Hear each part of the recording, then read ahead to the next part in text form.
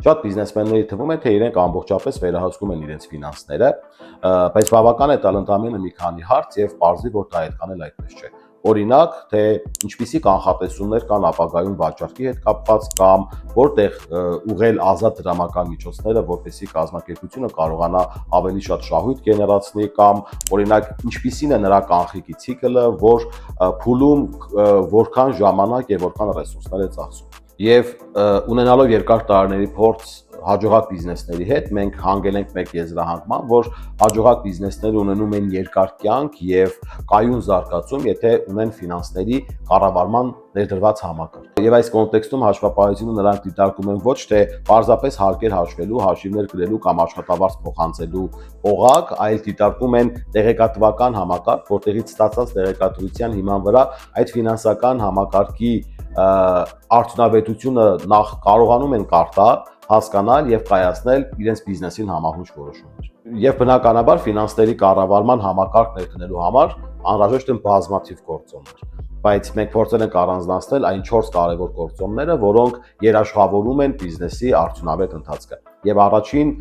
գործիքը, որի մասին ցանկանում ենք խոսել, դա վճարային աղյուսակն է։ Պատկերացրեք մի բիզնես, որը ընդհանրապես չի տիրապետում իր ֆինանսական եւ դրամական միջոցների հոսքերին եւ վճարում է երբ ինչ պետք է կամ հավաքում է այնքան գումար, որքան այդ պահին կարողանում է։ Եվ արդյունքում այս բիզնեսի անվճարունակության խնդրի առաջ կանգնելը երաշխավորված է։ Իսկ երբ նա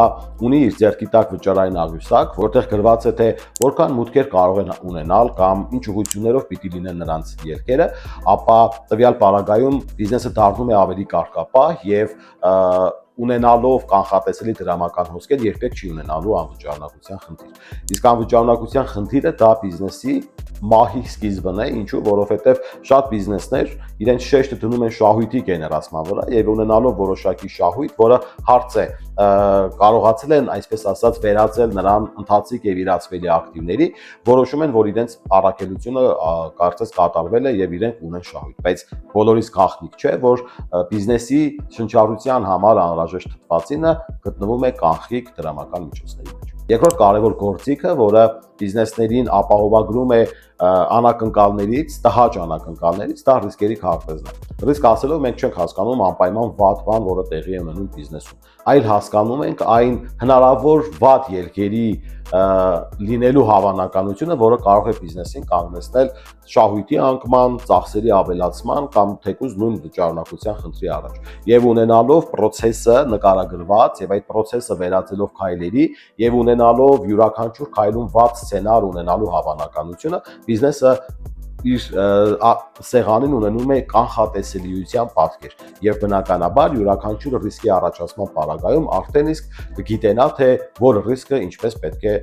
կանխի։ Երրորդ գործիքը, որը պակաս կարևոր չէ, դա ֆինանսական ցուցանիշների համախումբ ունենալն է, որոնք ցույց են տալիս, թե մինչ այդ բիզնեսի կատարած գործողությունների արդյունքում ինչ պատկերի առաջ է կանգնել բիզնեսը։ Օրինակ, որքան է շահութաբերությունը, որքան է 1 դրամին բաժին ընկնող շահույթը, կամ նա ինչպիսի ծախսերի կառուցվածք ունի եւ այդ ծախսերը ինչպիսի վարկագիծ են դրսեւորում, օրինակ 1% հասույթի աճի պարագայում։ Եվ ունենալով այս ցուցանիշների համախումբը բիզնեսը ունենում է իր անցած ճանապարհի, այսպես ասած, դիագնոստիկան, որի հիման վրա արդեն ապագայի ճանապարհը ավելի պարզ եւ արդյունավետ է ուրվագծվում։ Չորրորդ գործիքի մասին ուզում եմ մի փոքր նախապատմությունով սկսել։ Մենք սիրում ենք ուշադրություն դարձնել բացարձակ թվերին։ Բացարձակ թիվ տվյալ պահին, տվյալ ամսում։ Օրինակ, մենք այս ամիս ունեցանք այսքան շահույթ։ Մենք ունենք այսքան աշխատակիցներ։ Մեր աշխատավարձի ֆոնդը կազմում է այսքան։ Եվ հավատալ միայն բացարձակ թվերին դա անմտություն է, որովհետև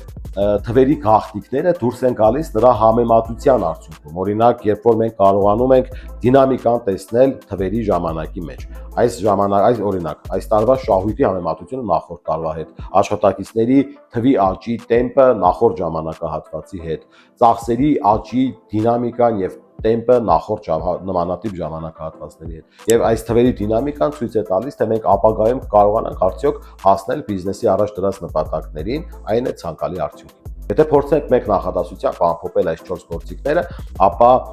ես կասեի հետեւյալ միտքը, որ վճարային օրացույցը ցույց է տալիս բիզնեսի կարգապահությունը,